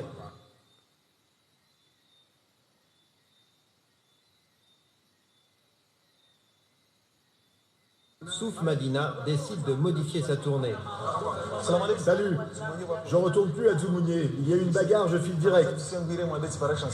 Ils ont lancé des cailloux sur le bus. Heureusement qu'on n'a rien eu. Je n'ai pas pu prendre les élèves à l'arrêt. Des dizaines d'élèves vont rater leur bus et leur cours ce jour-là à cause de ces violences. Un incident, loin d'être un cas isolé. Car Mayotte est un des départements les plus déshérités de France. Paradis tropical, situé dans l'océan Indien, à 10 heures de vol de la métropole, Mayotte faisait partie de l'archipel des Comores. Lorsqu'elles deviennent indépendantes en 1975, Mayotte choisit de rester française. Le drapeau bleu-blanc-rouge y flotte toujours.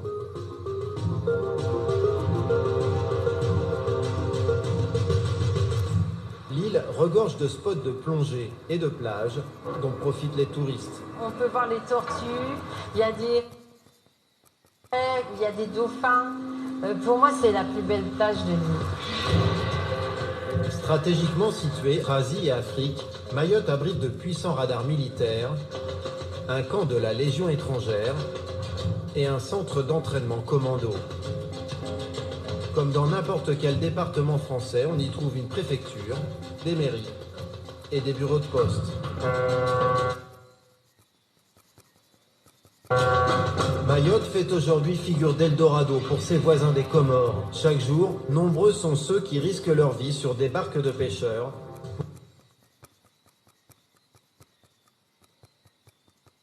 pour rejoindre ce petit morceau de France. Mayotte est devenue la principale porte d'entrée de l'immigration clandestine. Venez, lève les mains là, Yara. Lève les mains, toi. Traqués par les forces de l'ordre, Ils ont pris la première à droite. un tiers des 300 000 résidents de l'île n'auraient pas de titre de séjour, aux grandes dames d'une partie de ses plus vieux habitants. Tu te dégages d'ici, parce que sinon Mayotte est vouée à s'écrouler sous l'immigration clandestine. Dans le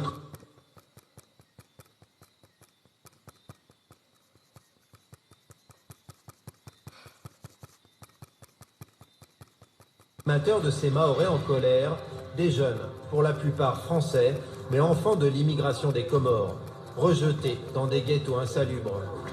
Eux, ils savent qu'on est des citoyens français au moment de voter. Et après, chacun côté, ils passent, ils nous oublient. Signe des tensions actuelles, les ministres multiplient les visites.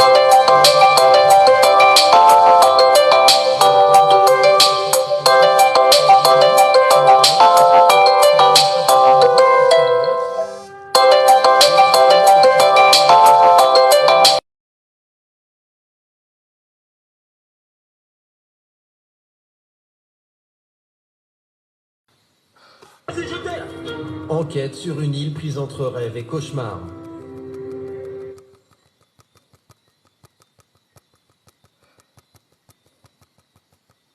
Les gens pensent qu'un restaurant bourg,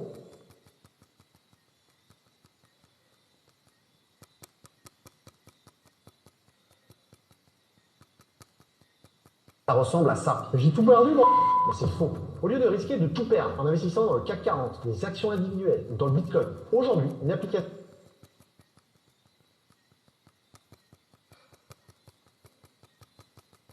sur votre smartphone va se charger d'investir pour vous dans des centaines d'entreprises à la fois. Cela va vous permettre de minimiser les risques, mais aussi de vous apporter une rentabilité maximum sans que vous ayez besoin d'y passer plus d'1 heure par mois. Donc fini de devoir se renseigner sur les entreprises ou bien de devoir suivre le cours du marché. Tout ce dont vous avez besoin pour commencer, c'est de 50 € à 100 € par mois et d'un smartphone. Alors quel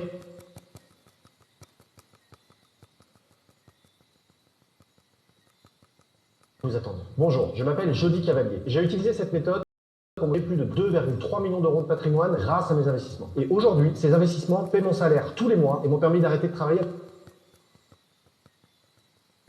35 ans. Donc, si vous voulez découvrir également comment vous créer un revenu passif qui vous permettra à terme de quitter votre emploi bien avant l'âge de la retraite, de prendre soin de vos proches et de profiter pleinement de la vie.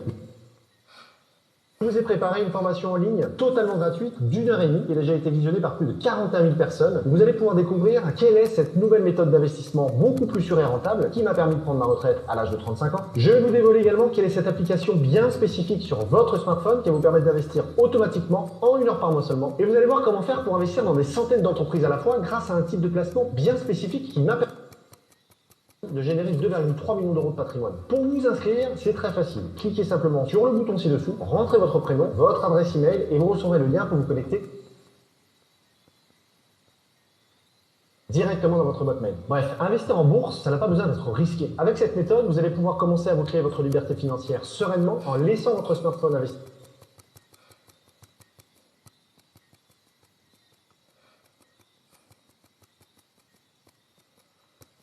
place dans des centaines d'entreprises à la fois et en commençant avec seulement 50 ou 100 €. Pour découvrir cette nouvelle méthode d'investissement sécurisée et peu connue du grand public, cliquez simplement sur le bouton ci-dessous et venez à cette formation en ligne gratuite.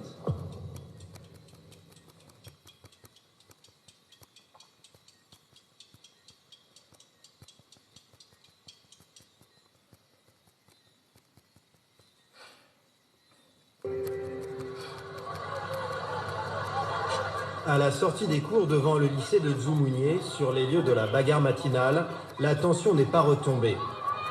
Les gendarmes décident d'escorter le dernier bus pour la fin de sa tournée.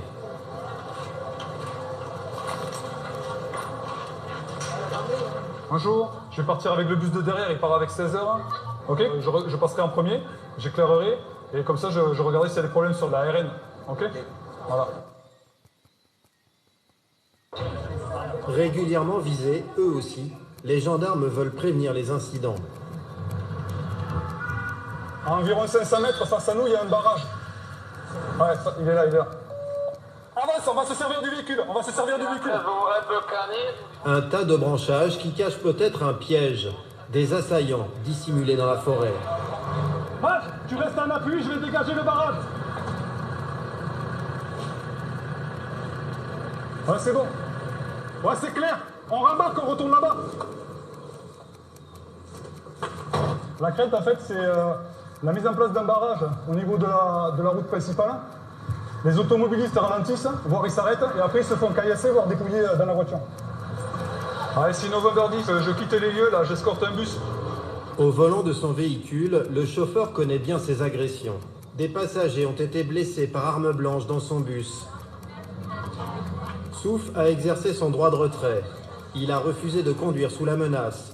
Il a même porté plainte. Rien n'y fait. Les caillassages restent quotidiens. Ce sont des règlements de compte.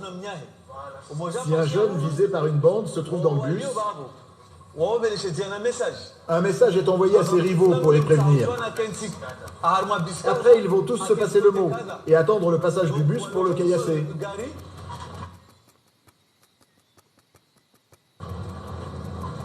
Cette vidéo diffusée sur les réseaux sociaux révèle l'agressivité des assaillants.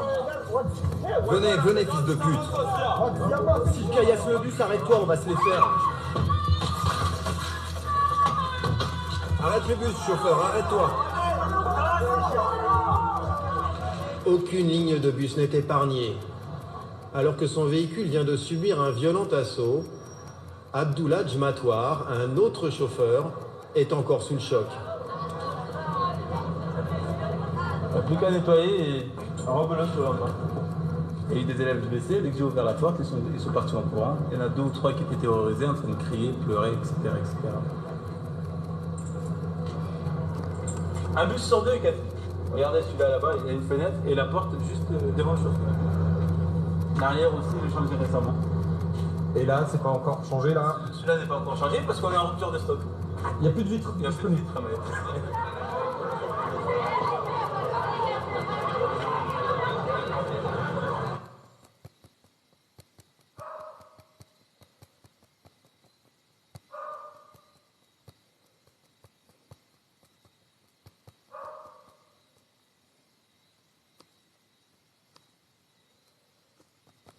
« 17 minutes.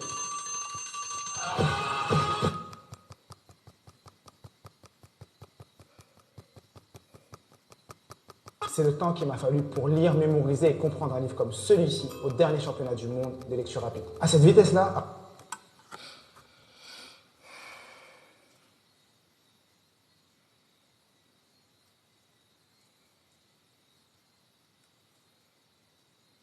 une nouvelle matière, une nouvelle compétence ou une langue étrangère ne prend que quelques jours. Et pourtant, je suis loin d'être un génie. J'ai pas fait de grandes études et j'ai pas créé de start-up à 1 milliard d'euros. J'ai juste découvert les neurosciences, lu des milliers de livres, suivi des centaines de formations sur le cerveau et j'ai compris qu'on l'utilisait très très mal. J'ai donc créé la méthode qui vous permet sans effort de mémoriser des cours, des discours, des sujets complexes sans vous arracher les cheveux. De lire un livre de 200 pages en moins d'1 heure et d'en retenir la quasi-totalité.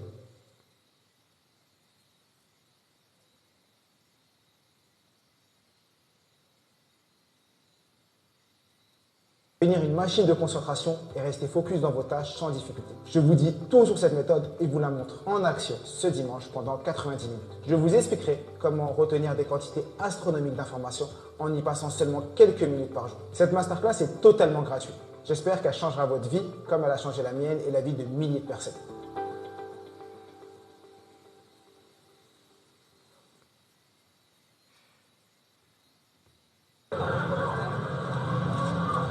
L'épicentre des tensions, c'est le lycée de Kahani.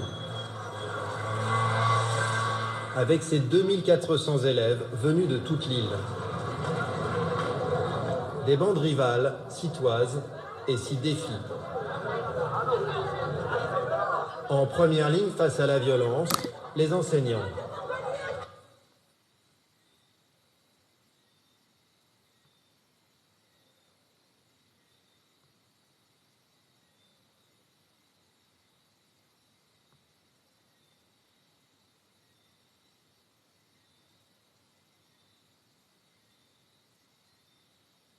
Professeur de français, Jérémy Cézot prend tous les matins la température auprès de ses élèves. Comme souvent avant les on a des rumeurs de bagarres dans le lycée, de risques. Hier, on a reçu des messages de collègues qui ont eu des élèves qui les ont contactés leur disant que possiblement il y aurait des bagarres aujourd'hui. C'est des petits gamins, ils sont soit au collège, soit à l'école primaire. Pourquoi ils courent? Je sais pas trop, apparemment ça commence à s'agiter là, vous voyez un groupe là-bas qui sont en train de remonter le long de la route départementale. Ça c'est pas bon signe.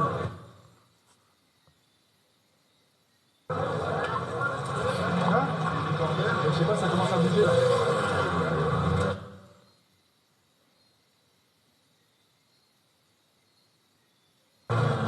Tous les jours c'est comme ça.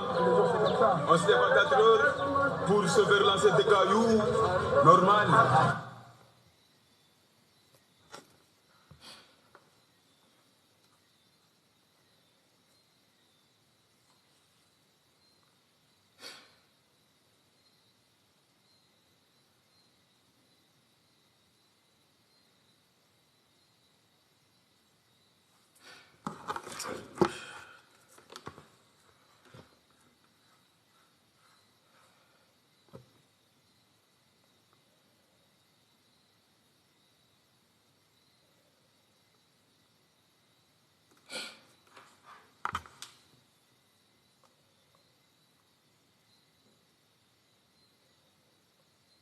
Grand merci à toi d'avoir fait confiance à mon équipe d'experts en immobilier, d'avoir réservé un app.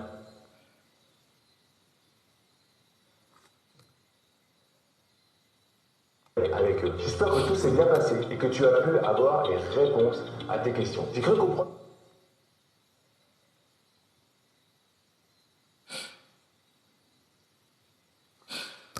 Je n'étais pas décidé à rejoindre mon club privé et voilà pourquoi ça m'embête. Peut-être que tu n'as pas confiance en qui je suis et en quoi je peux réellement t'aider.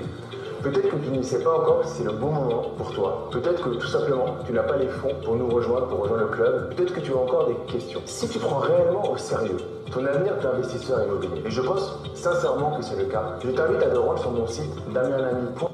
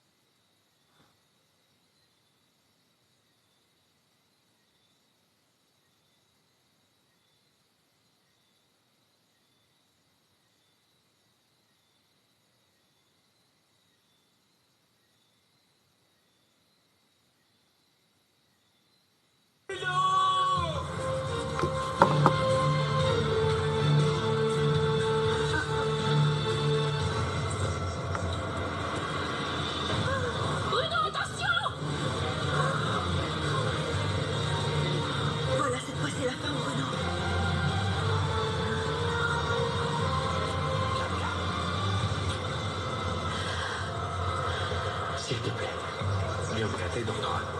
Et baisse cette arme, hein.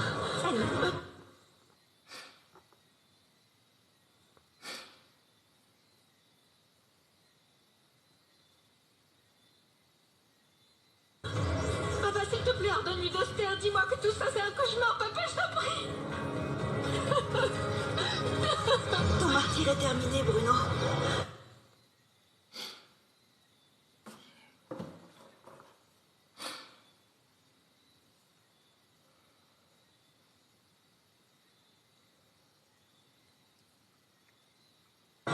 Arrête! Maintenant, lâche ces armes, je t'en supplie, voyons! N'empire pas encore plus les choses, s'il te plaît!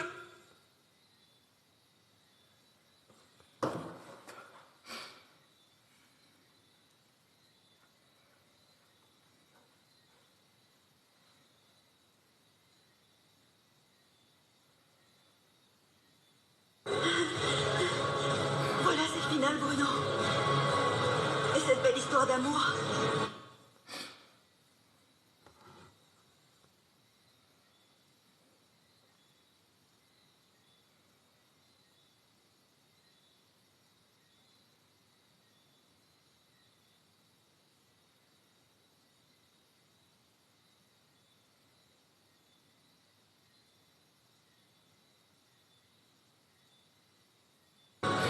Est terminé.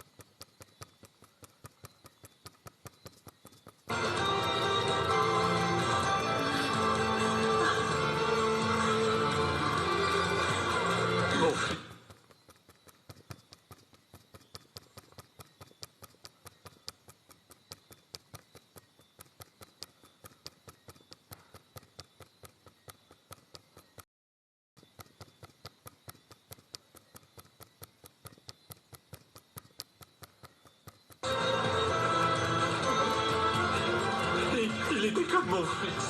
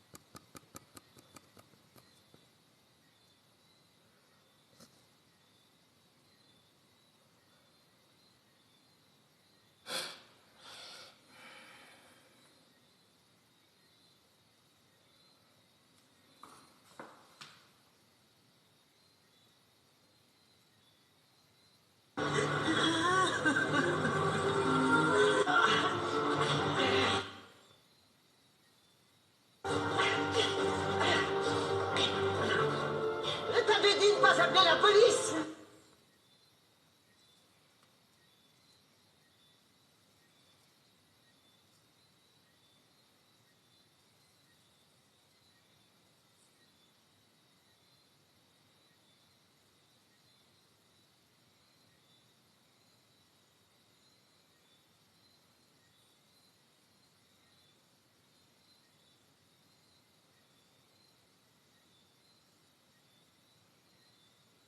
Je ne l'ai pas fait. C'est Alejandro. Je vais te faire exploser comme je l'ai fait avec ton père. Tu ne pourras jamais, Antonia. Comme ça, je te ferai payer la mort de Fernando.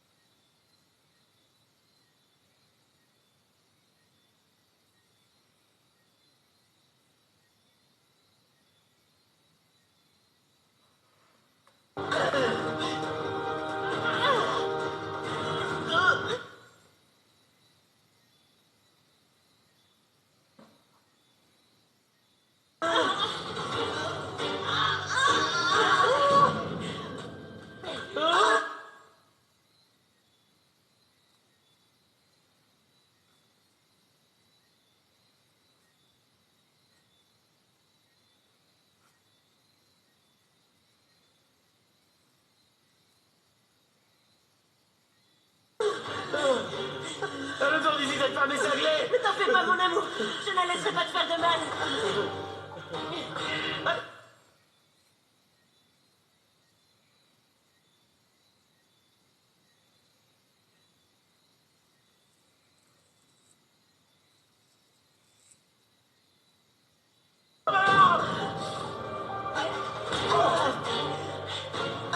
Tu vas le payer de ta vie, sale garce. À genoux.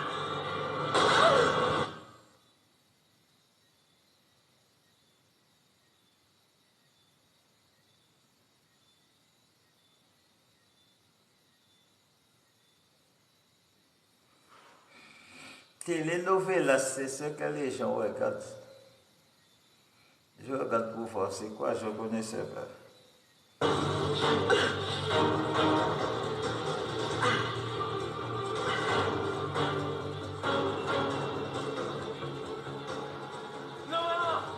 Ça y est. Telenovelas.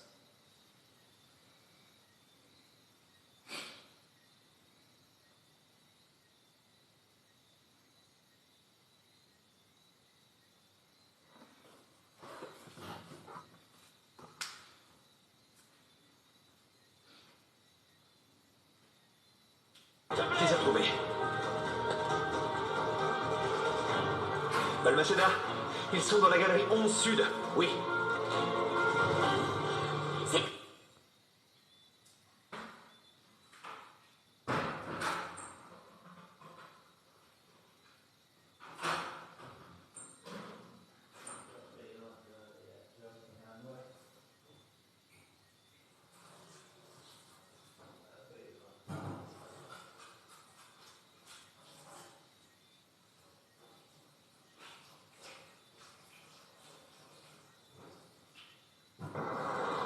Non, Pilar. Tu ne sais pas ce qui te convient définitivement, tu ne le sais pas. Parce que sinon, tu ne m'obligerais pas à réagir comme ça.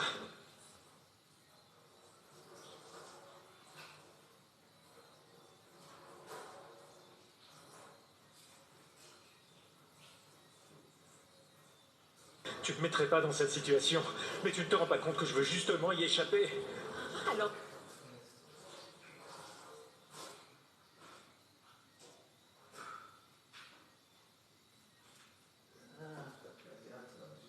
Laisse Diego descendre de la voiture, tu me l'avais promis. Non, non, non, mais tu ne te rends pas compte, je ne peux pas...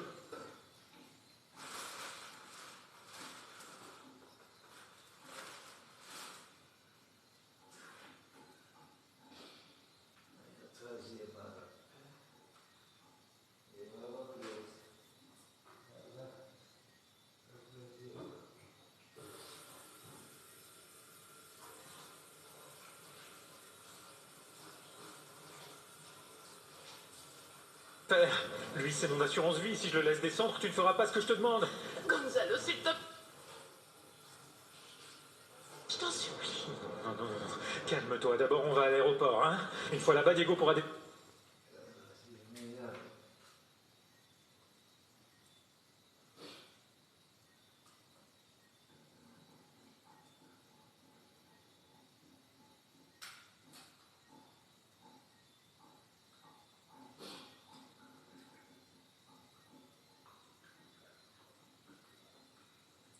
Il pourra faire tout ce qu'il voudra. Ce n'est pas du tout ce que tu m'avais promis. Je dois te rappeler que toi non plus, tu ne remplis pas tes promesses.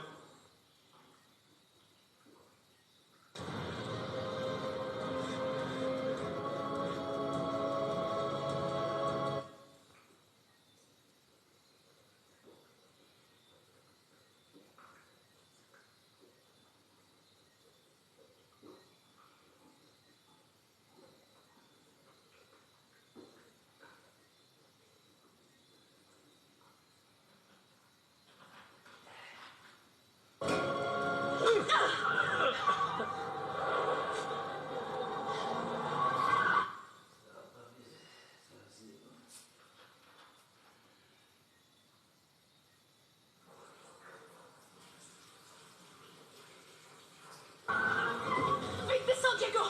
Diego, allez, descends de là. Diego. Diego. Diego. Diego.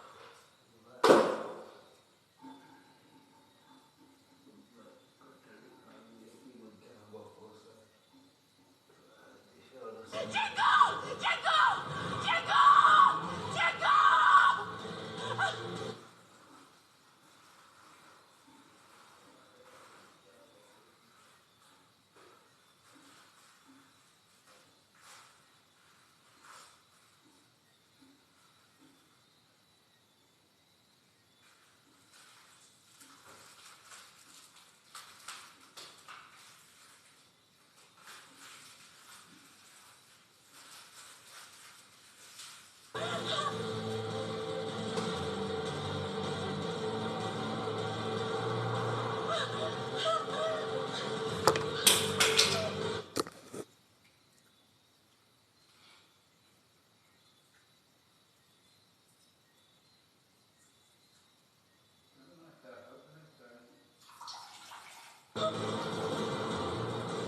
Laisse-moi descendre, Gonzalo, s'il te plaît. Elle m'a trahi. Elle avait dit qu'elle me faisait confiance. Elle disait qu'elle m'aimait.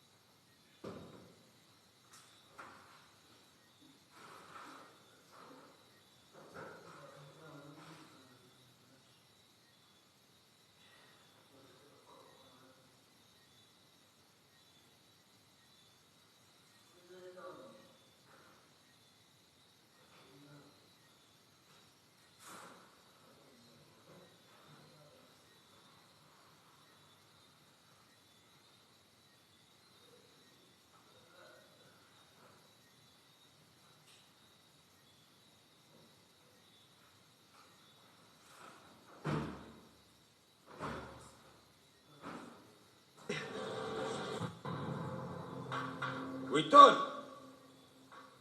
Sarah, va voir un peu ce qui se passe avec le gosse. Cristobal.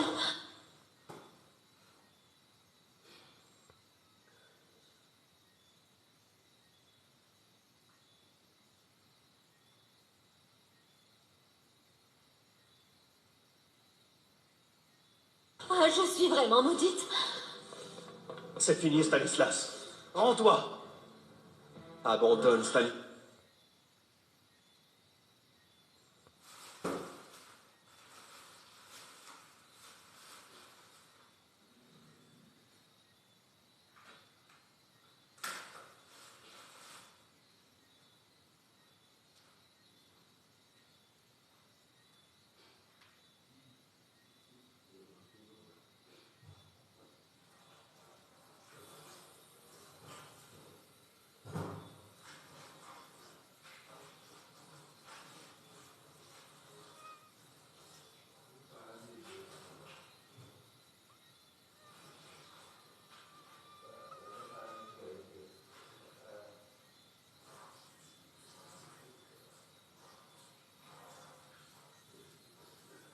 Tout est terminé.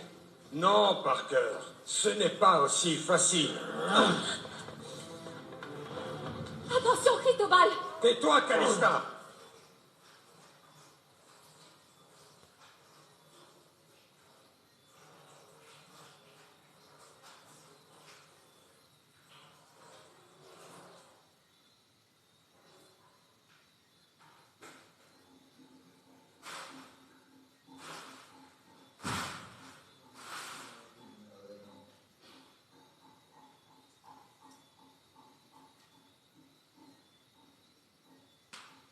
Tu es coupable de tout ça.